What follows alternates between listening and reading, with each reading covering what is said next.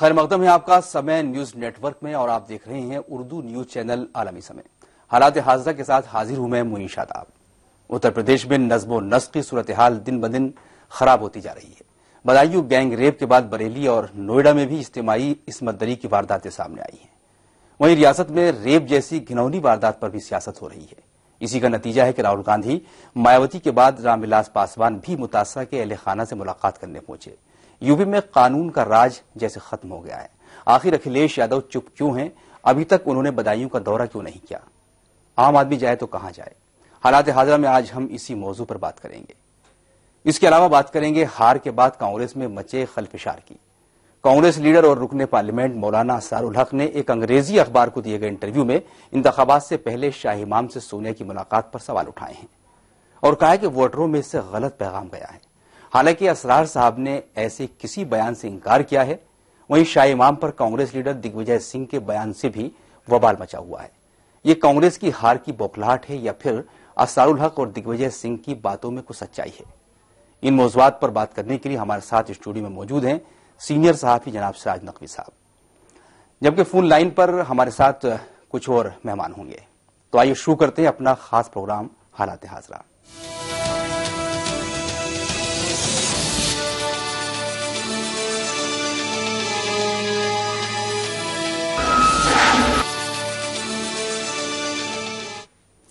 उत्तर प्रदेश के बदायूं में दो बहनों के साथ इज्तिमाई इस्मत दरी और फिर उनका कत्ल करने के मामले में सियासत तेज हो गई है।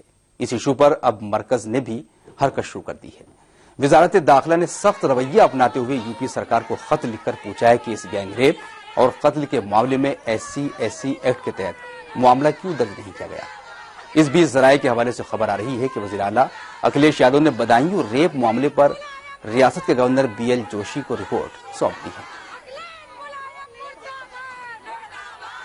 जनजाति या अनुसूचित जनजाति हो, SC/ST के खिलाफ अगर कोई जुर्म होता है तो उसके लिए कानून बनाया हुआ है, तो उस कानून का इस्तेमाल होना चाहिए। तो गृह मंत्रालय ने जो चिट्ठी लिखा उसमें कोई अलग वाली बात नहीं है, वो सही बात जो होना चाहिए उसी को लिखा है। मरकजी वजीर रामविलास पासवान बदायूं पहुंचे, जहां उन्होंने मुतासरा कुनबे से मुलाकात की। मुतासरा कुनबे ने उन्हें बताया कि उन पर अब भी समझौता करने का दबाव बनाया जा रहा है। पासवान ने यूपी सरकार पर सवाल भी उठाए और पूछा है कि आखिर वजीर आला अब तक बदायूं क्यों नहीं आए। पासवान ने कहा कि वो पूरी रिपोर्ट वजीर आजम नरेंद्र मोदी को सौंपेंगे। वाज़ेह है कि इससे पहले कांग्रेस के नायब सदर राहुल गांधी, BSP सदर मायावती समेत कई सियासी लीडरान भी बदायूं का दौरा कर चुके हैं। दुखद बात यह है कि अभी तक जो है इतनी बड़ी घटना हो गई है, पूरा देश हिला हुआ है और ना तो मुख्यमंत्री और ना ही कोई मंत्री जो है ये घटना स्थल पर आया है।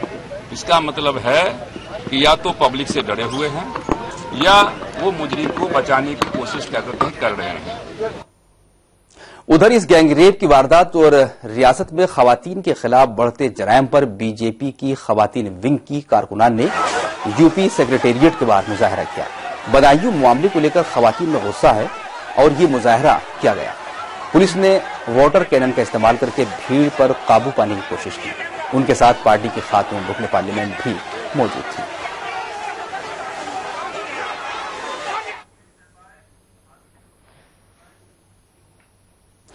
सिराज नकवी साहब, जिस तरह समाजवादी पार्टी ने अभी शिकत-ए-फाश का मुंह देखा है पार्लियामानी इंतखाबात में, और उससे कबल जिस तरह निर्भया केस हुआ था उसके बाद जो एक चौकसी बरती जा रही थी, लोग मोहतात थे, उसके बावजूद यूपी में जो ये दो बहनों की इज्तिमाई इस्मत दरी और कत्ल का वाकया हुआ, फिर भी हुकूमत की तरफ से उस तरह की कार्रवाई नहीं हुई। आखिर क्या वजह है इस सर्द मोहरी की?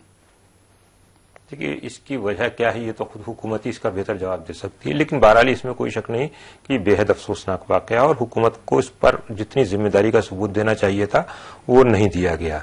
और हालांकि ऐसा नहीं है, निर्भया का मामले का आपने जिक्र किया, उसके बाद भी मुसलसल इस तरह के वाकयात हो रहे हैं।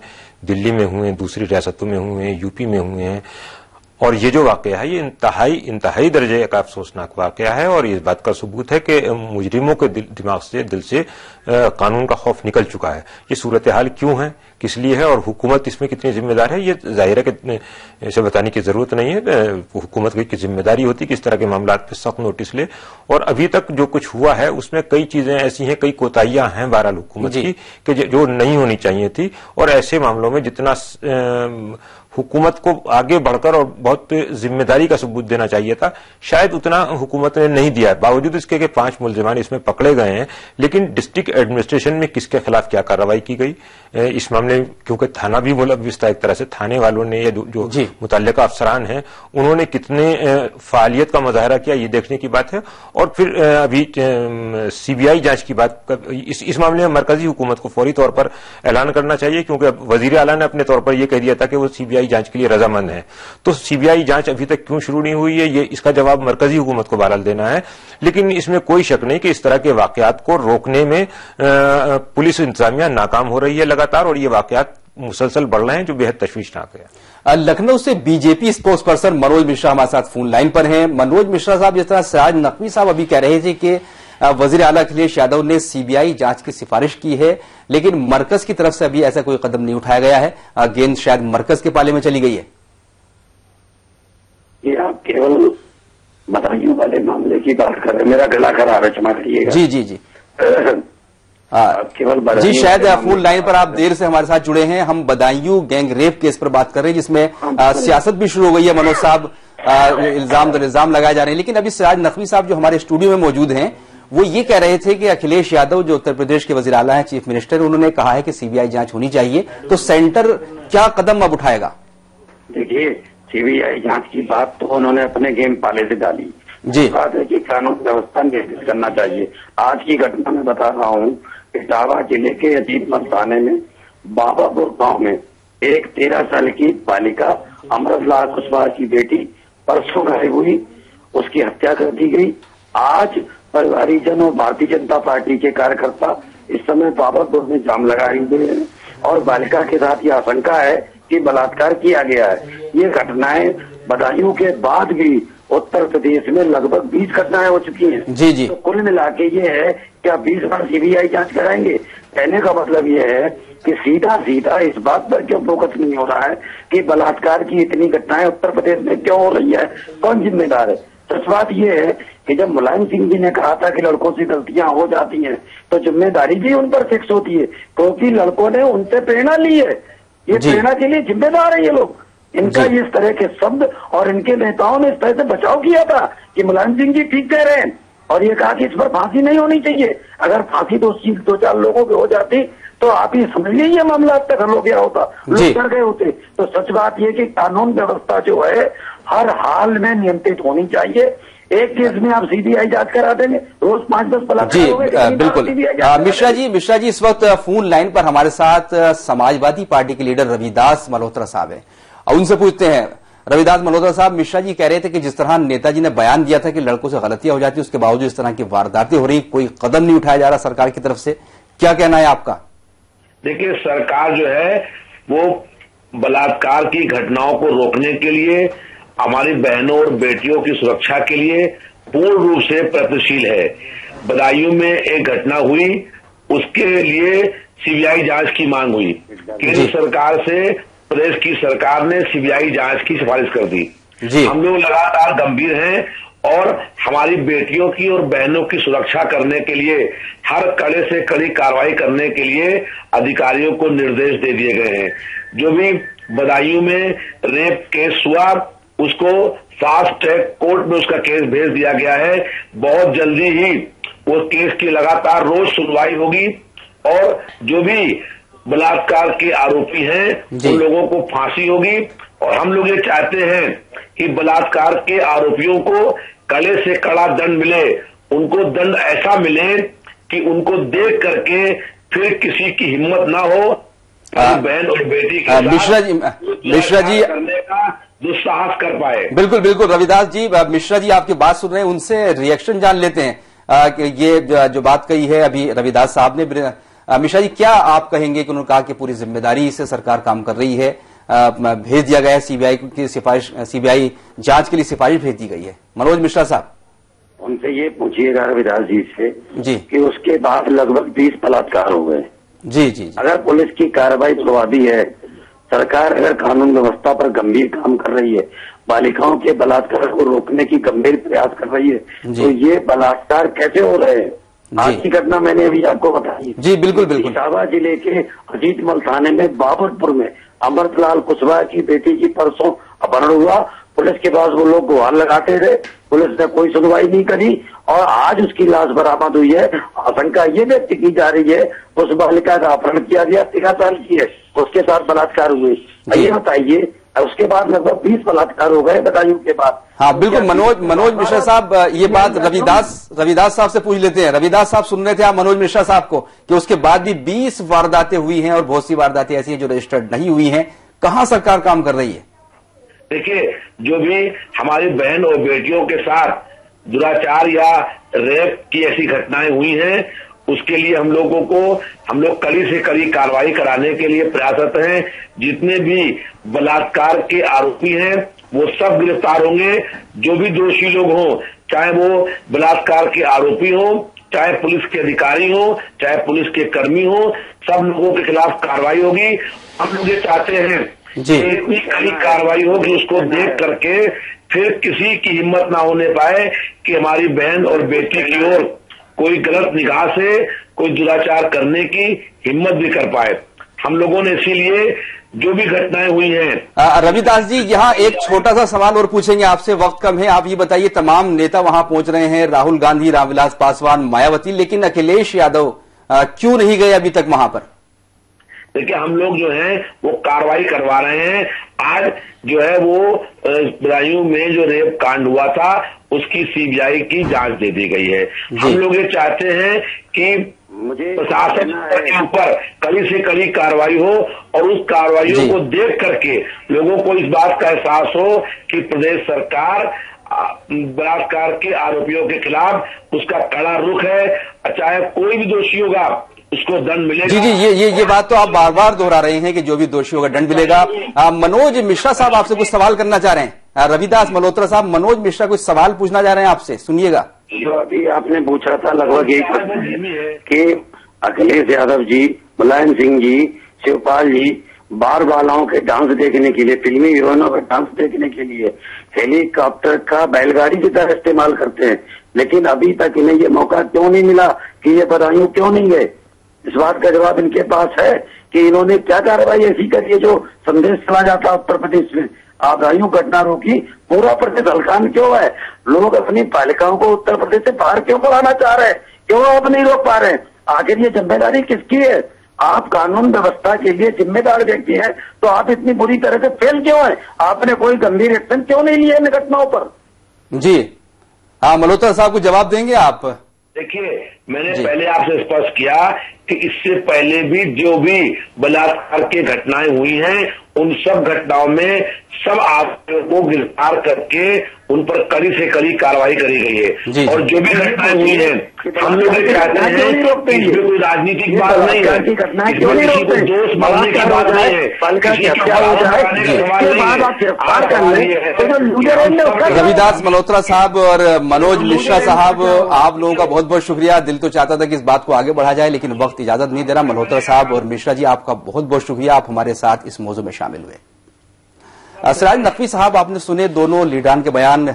बीजेपी लीडर भी कह रहे थे और समाजवादी पार्टी के लीडर भी बोल रहे थे, इल्जाम दल इल्जाम का सिलसिला जारी। क्या इनसे बात बनेगी, मसला हल होगा?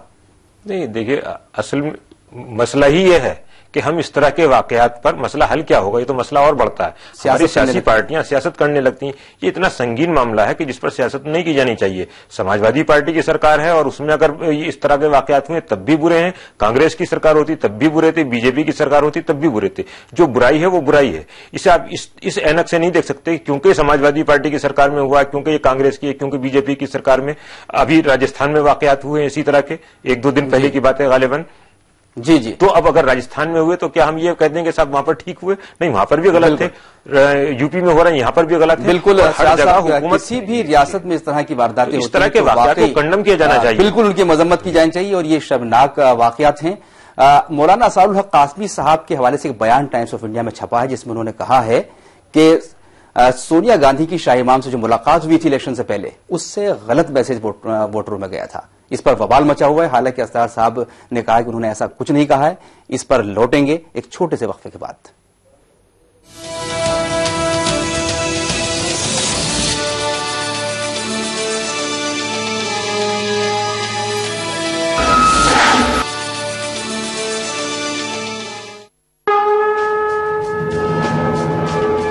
हम समय हैं, समय सियासत है, पक्ष है, विपक्ष है, गठजोड़ है, बगावत है। समय का खेल है, विचुड़न है,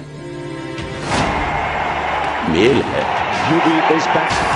समय स्वतंत्रता है, समय रफ्तार, समय की उड़ान, समय व्यापार है, समय विज्ञान, समय की बस्ती है, समय का गांव है, समय का महानगर है, समय का हर घर है। समय न रुकता है, समय न झुकता है, समय न डरता है, समय न थकता है। समय एक नारा है, समय सभी का है। समय तुम्हारा है, हम समय हैं, ये समय हमारा है। रहिए समय के साथ।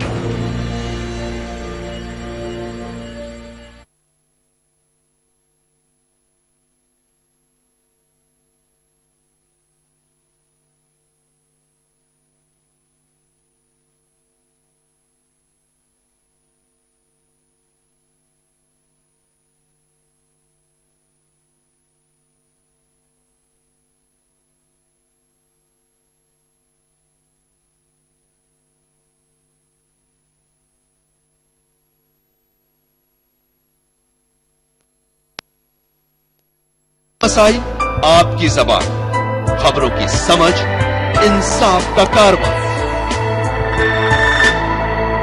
आलमी समय, सच की पहचान।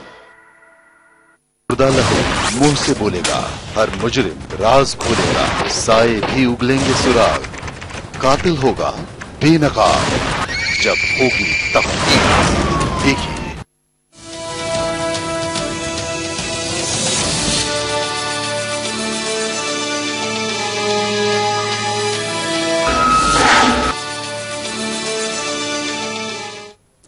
ब्रेक के बाद आपका इस्तकबाल है। आप देख रहे हैं हालात हाजरा। बिहार के कांग्रेस लीडर और रुकने पार्लियामेंट मौलाना असारुल हक ने पार्टी सदस्य सोनिया गांधी के खिलाफ मुबैना बयान से इनकार किया है। उन्होंने कहा कि उन्होंने ऐसा कोई बयान दिया ही नहीं है। उन्होंने कहा कि उनकी बात को तोड़ मरोड़ कर पेश किया गया है। इससे पहले अंग्रेजी अखबार इकोनॉमिक टाइम्स के हवाले से यह खबर आई थी कि मौलाना असारुल हक ने इंतखाबात से पहले शाही इमाम से सोनिया की मुलाकात पर सवाल उठाए हैं और कहा है कि वोटरों में इससे गलत पैगाम गया है।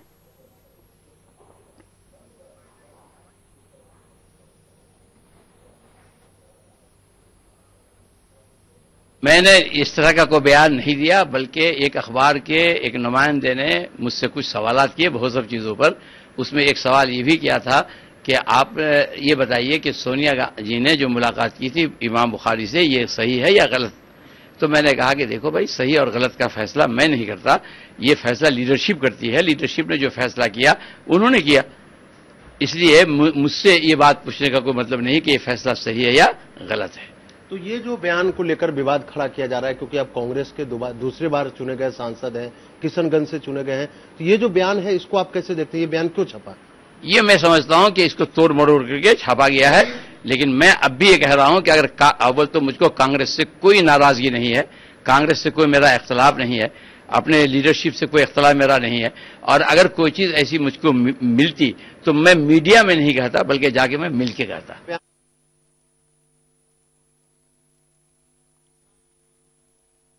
कांग्रेस लीडर दिग्विजय सिंह ने कहा है कि वो शाही इमाम को सेकुलर नहीं मानते।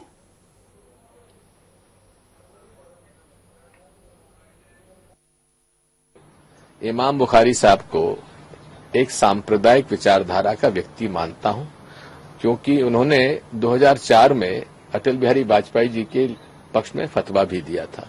तो इसलिए मैं उन्हें कोई सेक्युलर आदमी नहीं मानता। इस बीच कांग्रेस ने अपने जनरल सेक्रेटरी दिग्विजय सिंह को नसीहत दी है कि वो पार्टी फोरम के बाहर बेवजह की बयानबाजी न करें। दिग्विजय सिंह ने दिल्ली के शाही इमाम अहमद बुखारी को जिस तरह आपने देखा फिरका परस्त करार दिया था, जिसके बाद पार्टी तर्जुमान रणदीप सिंह सुरजेवाला ने प्रेस कॉन्फ्रेंस के दौरान कहा कि अगर किसी लीडर को कोई राय रखनी है या फिर कोई सलाह देनी है तो वो पार्टी सदस्य सोनिया गांधी से मिलकर बजाते खुद बात करें। All members and leaders of the Indian National Congress to convey their opinion, if any, on the party fora as advised by the President of Indian National Congress. Qua individuals being communal or non-communal, I think I clarified this issue when the gentleman concerned met Congress President in a press conference here. Congress President neither sought a meeting nor appealed for votes ever to anybody on communal lines. Siraj Naqvi साहब, एक नया तनाजा सामने आ रहा है। असरारुल हक आजमी साहब बड़े सुलझे हुए जहन के मालिक हैं और वो इस तरह की बयानबाजी करते भी नहीं हैं, लेकिन अगर उन्होंने कोई जाती राय का इजहार किया जिसको जिस तरह वो कह रहे हैं कि तोड़ मरोड़ कर पेश किया गया, उस तरह की कोई बात नहीं कही है, तो क्या उस पर इतना वाविला होना चाहिए? जाहिर देखिए ये भी फिर वही है कि सियासत है। जब वो इतनी वजाहत के साथ उन्होंने बात कह दी है कि मेरे कांग्रेस से कोई इख्तलाफात नहीं है, मुझे अपनी क़यादत से कोई शिकायत नहीं है, तो फिर इस मामले को तूल देने का कोई मकसद नहीं है। मैं ये नहीं समझ पा रहा हूं कि इस तरह की चीजें जो कुछ पार्टियां हारी, चाहे वो कांग्रेस हो या कोई दूसरी पार्टियां हो, उनके खिलाफ एकदम मीडिया के कुछ हलकों ने अगर ये महाज खोल दिया, ये महाजाराई शुरू कर दी गई है उन पार्टियों के खिलाफ, तो इसके पीछे कौन सी ताकतें काम कर रही हैं? कांग्रेस हार गई, अपनी गलतियां थी, उसकी बहुत से असबाब थे। दूसरी पार्टियां हारी, उन सबके अपने असबाब थे, उनकी अपनी कोताहियां थी, उनकी पॉलिसियां या जो भी, ये एक अलग बहस का मौजूद है और उन तमाम पार्टियों को अपना मुहासबा करना चाहिए कि वो उन्हें क्यों शिकस्त मिली। लेकिन ये जिस तरह से इस तमाम वाकयात सामने आ रहे हैं, मैं इनको बिल्कुल नहीं समझ पा रहा कि आखिर अगर एक आदमी, कांग्रेस का एक बड़ा लीडर ये कह रहा है, एक जिम्मेदार आदमी ये कह रहा है कि उसने कोई बयान नहीं दिया, तो उस मामले को इतना तूल देने की मीडिया को क्या जरूरत है? क्या इस तरह की बातें करके कुछ पार्टियां कांग्रेस में या दीगर पार्टियों में एक क़यादत के खिलाफ माहौल बनाने की कोशिश कर रही हैं? क्या इसके पीछे कोई दूसरी ताकत है? ये देखना होगा। जी, जाहिर है कि कोई इसमें साजिश भी हो सकती है, कोई लोगों का हाथ हो सकता है जो मौजूदा बची खुची कांग्रेस है उसके दरमियान इंतशार पैदा करने की। लेकिन सवाल यह है कि जिस तरह इमाम बुखारी साहब से मुलाकात हुई थी, उसके बाद एक आम तासुर यही था कि सोनिया गांधी की इस मुलाकात से बहुत ज्यादा फायदा हुआ हो या न हुआ, लेकिन उसका नुकसान यह हुआ कि जो दूसरा वोट था, कांग्रेस मुखालिफ वोट था, उसको कहीं ना कहीं एक मरकज पर आने का मौका जरूर मिला, एक फिरका परस्ती की लाइन पर। आप क्या समझ रहे हैं? देखिए, एक चीज तो ये मैं आपको बता दूं कि कांग्रेस या दूसरी मुबैना सेकुलर पार्टियां जब इस तरह की बातें करती हैं, मजहबी क़यादत, चाहे वो मुस्लिम मजहबी क़यादत हो या हिंदू क़यादत हो, या दूसरे लोगों से मिलते हैं ये लोग, तो ये इसे जायज नहीं ठहराया जा सकता। इसलिए कि इस सियासत में उलमा को घसीटने का कोई मतलब नहीं है, और उलमा या ये ऐसे लोग जिनको हम मजहबी तौर पर कायद मानते हैं, चाहे वो अहमद बुखारी साहब की बात हो या दूसरे लोगों की बात हो, तो अगर उनको बुलाया गया या वो खुद गए, और जो कुछ दिग्विजय सिंह जी ने कहा है, अगर यही उनकी राय है तो ये राय उनको पार्टी के सामने रखनी चाहिए थी। इस बात का कोई मतलब नहीं रह जाता कि वो सेकुलर हैं या कम्युनल हैं और क्यों गए नहीं गए।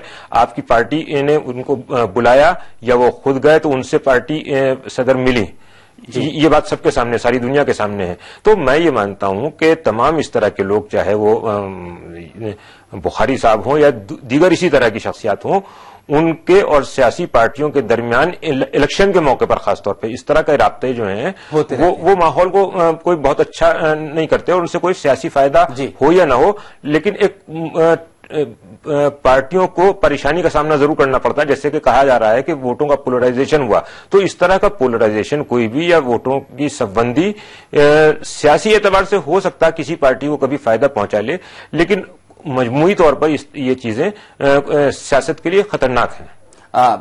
राजीव त्यागी साहब जो स्पोक्स पर्सन हैं कांग्रेस के, वो हमारे साथ जुड़ गए हैं लखनऊ से। राजीव त्यागी साहब, जिस तरह बवाल मचा हुआ है असरारुल हक आज़मी के बयान पर, उन्होंने कोई बयान दिया था, उसको तोड़ मरोड़ कर पेश किया गया। इकोनॉमिक टाइम्स में खबर शायद हुई जिसमें उन्होंने तबसरा किया था कि अहमद बुखारी से सोनिया गांधी की जो मुलाकात थी वो गलत मैसेज देने वाली थी। जी त्यागी साहब। देखिए, जिस तरह की गतिविधियां हो रही हैं, जिस तरह की चीजें मीडिया में चल रही हैं जी, उसमें हक साहब ने निश्चित रूप से अपने बयान को कहा है कि कहीं ना कहीं उस बयान को ठीक तरह से प्रस्तुत नहीं किया गया, नंबर 1। नंबर 2, जब आप चुनाव हारते हैं तो हारने के बाद निश्चित रूप से बहुत सारे प्रश्न चिन्ह होते हैं और प्रश्नों का जवाब देना पार्टी में बेहतर स्थिति होती है, इसमें कहीं कोई दुराई नहीं, क्योंकि डेमोक्रेसी में संवाद जो है सबसे पहली स्थिति होनी चाहिए जी। और लेकिन जिसको भी बयान देना है, जिसको भी बात कहनी है, जब आप डेमोक्रेटिक हैं और डेमोक्रेटिक पार्टी में हैं तो निश्चित रूप से आपको पार्टी के फोरम पे बयान देना चाहिए।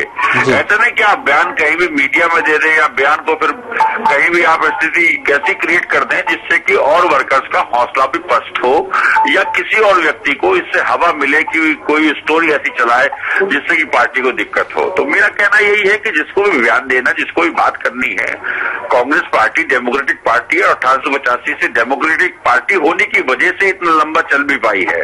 तो मेरा कहना है कि जिसको भी बात करनी है वो सिर्फ और सिर्फ अपने पार्टी फोरम पे बात करे, वो बेहतर स्थिति होगी। राजीव त्यागी साहब, आपने बिल्कुल सही कहा कि पार्टी फोरम पर बात होनी चाहिए, सरेआम इस तरह के बयान नहीं दिए जाने चाहिए और दो नेताओं को आपकी उसकी सजा भी भुगतनी पड़ी है। लेकिन क्या अगर हम जब इंट्रोस्पेक्शन की बात करते हैं, जब हम अपना जायजा लेते हैं कि क्यों शिकस्त हुई, तो इस तरह के सवालात आपने भी कहा कि उठते हैं, तो अगर आदमी अगर जो महसूस कर रहा है, जो पब्लिक महसूस कर रही है, वो बात उसके मुंह से निकल जाती है, तो मेरे ख्याल से उसकी इतनी बड़ी सजा नहीं होनी चाहिए। हेलो जी त्यागी जी, क्या प्रश्न दोबारा बोल देंगे एक बार? जी त्यागी जी, मैं ये कह रहा था कि आपने बिल्कुल ठीक कहा कि इस तरह की बातें पार्टी फोरम पर होनी चाहिए, पब्लिक में इस तरह के बयान नहीं आने चाहिए, लेकिन पार्टी की हार के बाद जब अपना जायजा लिया जाता है, इंट्रोस्पेक्शन किया जाता है कि क्या वजूहात थी, उसमें से अगर ये वजह रही हो, जिस तरह असरार साहब का बयान है, दूसरे नेताओं की बात नहीं कर रहा, वो बड़े मुहज्जब आदमी हैं, सोच समझ कर बात करते हैं, तो अगर कोई फीलिंग उनके अंदर थी या किसी और नेता के अंदर आती है तो उसका इजहार, अगर डेमोक्रेसी की आप बात करते हैं, तो मेरे ख्याल से इतनी बड़ी सजा नहीं होनी चाहिए। बहुत स्पष्ट मैं आपको बताऊं कि निश्चित रूप से पार्टी इंट्रोस्पेक्शन तो कर ही रही है, पार्टी को सोचना भी होगा, इसमें कहीं कोई दो राय नहीं है। और जिस वक्त सन 60 के दशक में पार्टी टूटी थी और इंदिरा जी के नेतृत्व में कांग्रेस आई बनी थी, तब भी लोगों ने कहा था कि पार्टी को इंट्रोस्पेक्शन करना चाहिए। पार्टी दोबारा से राज में आई, 77 में हम लोग दोबारा हारे, 89 में फिर से हार गए। तो ये हार जीत तो राजनीति की एक प्रक्रिया है और जीत पे इठलाना नहीं चाहिए, हार पे घबराना नहीं चाहिए किसी भी दल को, किसी भी राजनीतिक व्यक्ति को। मेरा कहना यह है कि एक चीज में बहुत बेहतर तरीके से मैं आपको बताना चाहूंगा कि जो गांधीज हैं, विशेष रूप से गांधीज के बारे में बात करना चाहूंगा, गांधीज अंदर से डेमोक्रेटिक हैं, पूर्णतः डेमोक्रेटिक हैं। वो अपनी आलोचना भी सुनते हैं, उनको कोई राय दे तो वो राय भी मानते हैं, और राय नहीं मानते होते तो इतनी बड़ी पार्टी नहीं चल सकती जिसको Guinness book of world record में सबसे बड़ी पार्टी पूरे वर्ल्ड में बताया गया हो। तो मैं ये कहूंगा कि अगर डेमोक्रेटिक हमारे उच्च आला कमान नहीं होता तो पार्टी इतने लंबे समय नहीं चल पाती, क्योंकि जिस तरह से मैंने खुद संवाद किए हैं अपने आला नेताओं से, तो उनका जवाब मिलता है और उनपे क्या नाम उसका हमारी सलाहों पे विचार भी किया जाता है। तो मेरी राय में राजनीति में सलाह और विचार ये बहुत महत्वपूर्ण है और उसको कांग्रेस पार्टी करती है। राजीव त्यागी साहब, आखिर में एक छोटा सा सवाल पूछेंगे आपसे, छोटा जवाब चाहेंगे, वक्त कम है हमारे पास, कि जिस तरह कांग्रेस की हार हुई, चारों तरफ से उसको घेरा गया इलेक्शन के दौरान, उसके बाद भी ये कोशिश हो रही है कि कांग्रेस को किसी काम पर न छोड़ा जाए, तो ऐसे वक्त में उनसे इस तरह के सवालात भी पूछे जाएंगे कि वो उल्टा सीधा बोलें, गुस्से का इजहार करें, तो क्या ये पार्टी के लीडरों के लिए इम्तिहान का वक्त है? नहीं, पार्टी के इम्तिहान का वक्त तो है, इसमें कहीं कोई दुराई नहीं, लेकिन जो हमारे मुखालिफ हैं, जो लोग बाग हमसे सैद्धांतिक रूप से हम जिनसे सहमत नहीं हैं, जिनके सिद्धांत दूसरे हैं, हमारे सिद्धांत दूसरे हैं, जिनके सिद्धांत धार्मिक रूप से उन्माद फैलाने के हैं, उनको सिर्फ एक शेर के रूप में अपनी बात कह देता हूं कि अजीम दुश्मनों चाकू चलाओ मौका है, हमारे हाथ हमारी कमर के पीछे हैं, हम हार गए हैं, लेकिन उसके बाद भी एक शेर और पढ़ देता हूं, आवाम तुमने दी है शिकस्त, मैं सर झुका के एहतराम करता हूं, लौट के दिल में जगह बनाऊंगा, इसका फिर से ऐलान करता हूं। वाह, बहुत खूब, हमारे हाथ हमारी कमर के पीछे हैं। राजीव त्यागी साहब, आपका बहुत बहुत शुक्रिया कि आप इस गुफ्तगू में शामिल, धन्यवाद, बहुत शुक्रिया। सिराज नकवी साहब, राजीव त्यागी साहब की बातें आपने सुनी, कहां तक इत्तेफाक करते हैं आप? जाहिर है कि वो अपनी पार्टी के बारे में बात कर रहे थे, तो उसमें मेरे इत्तेफाक न इत्तेफाक करने से कोई उसका वो नहीं है जवाब उसका। लेकिन पार्टी को अपना मुहासबा करना चाहिए और तमाम, मैंने अभी आपसे पहले भी कहा कि तमाम पार्टियां जिन्होंने बीजेपी के मुकाबले में जिन्हें शिकस्त हुई उनको अपना मुहासबा करना चाहिए कि कौन से ऐसे असबाब थे जिनकी वजह से उन्हें अवाम ने मुस्तरद कर दिया। इसके अलावा भी बहुत से असबाब हैं, सिर्फ यही एक अकेली बात नहीं है कि अवाम ने मुस्तरद कर दिया, और कुछ चीजें भी थी जिन पर बहुत सी सियासी पार्टियां तवज्जो नहीं दे रही हैं। उसके तकनीकी वजूहात भी हैं, उसके शायद मीडिया में हम ये तमाम सियासी पार्टियां अपने आप को बहुत मजबूती से पेश नहीं कर सकें बीजेपी के मुकाबले में, तो बहुत से ऐसे असबाब हैं। तो ऐसे तमाम असबाब को सामने लाया जाना चाहिए, उन पर ये तमाम पार्टियां इनको बहस करनी चाहिए कि किस लिए ऐसा हुआ, और उसके बाद इनको अपने आगे का लायामल तय करना चाहिए। जी असरा साहब, आखिर में एक सवाल और छोटा जवाब आपका। आप देख रहे थे स्पोक्स पर्सन कांग्रेस के, बड़ी बेबसी के साथ जो उन्होंने शेर पड़ा कि हमारे हाथ हमारी कमर के पीछे हैं, आप खूब चाकू चलाइए, खूब हमले कीजिए। मैंने उनसे कहा था कि इम्तिहान का वक्त है, आपने भी इशारा किया था कि वो साजिश भी हो सकती है। कौन लोग ये काम कर रहे हैं कि वो इस तरह का माहौल क्रिएट कर रहे हैं? आखिर में आपका तबसरा। देखिए, अभी बहुत थोड़े से अरसे बाद कई रियासतों में इलेक्शन होने वाले हैं जी। जिन पार्टियों ने इस इलेक्शन में फतह हासिल की है उनका अगला ये तमाम रियासती इंतखाबात हैं, इस बात को जहन में रखना होगा। और ये इस बात को भी जहन में रखना होगा कि जो शिकस्त खुर्दा पार्टियां हैं उनके में से बहुत सी पार्टियों के हौसले पस्त हैं। जाहिरी तौर पर मीडिया के सामने आकर वो कुछ भी कहती रहे, लेकिन अंदर से वो कहीं ना कहीं टूट रही हैं, उनमें बिखरने का और टूटने का अमल शुरू हो गया है। तो ऐसी सूरत में उसका फायदा उठा के उनके मुखालिफिन उनको मजीद कमजोर करने की कोशिश कर सकते हैं, और इस कोशिश में तमाम चीजें शामिल हो सकती हैं। इस कोशिश में वो अपने मीडिया को भी अपना हमनावा बनाने की कोशिश करेंगे, मुजरिमों को भी साथ ले सकते हैं, उनके मुखालिफिन का भी साथ ले सकते हैं, कुछ भी हो सकता है, कुछ भी कर सकते हैं। हमारे यहाँ की सियासत जिस तरह की है उसमें किसी भी बात को एकदम जिसे कहते हैं रद्द नहीं किया जा सकता। बिल्कुल, बहुत शुक्रिया सिराज नकवी साहब आपका, आप हमारे स्टूडियो में तशरीफ लाए और इन दोनों मौजूआत पर आपने सेर हासिल गुफ्तगू की। तो नाज़रीन, हालात हाज़िरा में अभी सिर्फ इतना ही। आलमी समय आप इंटरनेट पर भी देख सकते हैं, लॉग ऑन कीजिए हमारी ये वेबसाइट www.samaylive.com। मुईन शादाब को इजाजत दीजिए, लेकिन आप देखते रहिए आलमी समय। आदाब।